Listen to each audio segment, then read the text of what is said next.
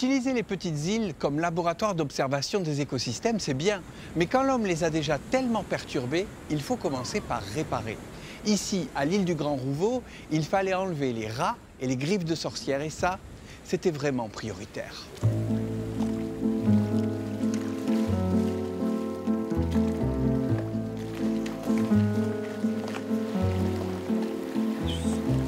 L'année prochaine, ça fera 10 ans qu'on sera en train de suivre cette même zone de 2012. On sera les premiers à avoir fait 10 ans de suivi sur la griffe de sorcière. On se met en ligne à partir de la crête là-bas et puis on progresse vers le bout. On y va? C'est parti. Allez. Ah, il y a une tâche là. C'est une plante qui présente des avantages. Il n'y a pas besoin de l'arroser pour qu'elle pousse. D'ailleurs, elle est vendue comme telle en horticulture. Le problème, c'est que lorsqu'on a du Carpobrotus, on n'a rien en dessous, quoi. On a une biodiversité d'une plante.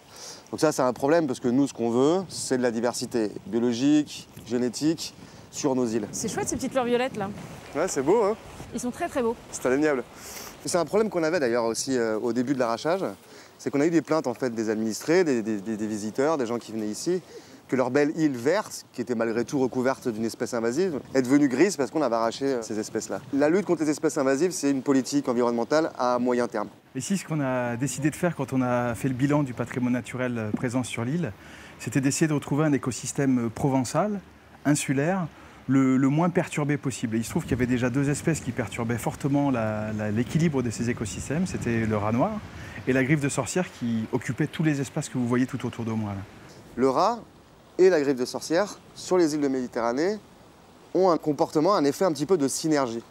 C'est-à-dire que le rat consomme les fruits de Carpobrotus, disperse les graines de Carpobrotus et donc favorise l'extension des prairies de griffe de sorcière. En 2017, on a attaqué cette fois la dératisation. Moi, je suis arrivé ici via le conservateur du littoral qui avait justement comme idée de faire d'ici une île laboratoire. Et en tant que responsable scientifique à l'époque, et une entrée aussi herpétologue, donc spécialiste des lézards et des serpents, etc. Et vous avez vu celle qui était de l'autre côté du chemin, alors? Avant de s'intéresser aux enjeux écologiques de l'île, Vincent Rivière a été appelé pour son expertise sur le phylodactyle d'Europe. Il est de particulier que c'était sans doute l'occupant le plus présent de tout ce littoral et qu'il a disparu de quasiment tout le continent. Disparu du fait de l'introduction par l'action humaine d'autres espèces qu'on connaît beaucoup mieux, qui sont la tarente de Mauritanie et une autre espèce, l'hémidactyle, deux espèces de geckos qui sont 3 ou 4 fois plus gros que le phylodactyle et qui viennent directement soit faire de la compétition, soit le prédater.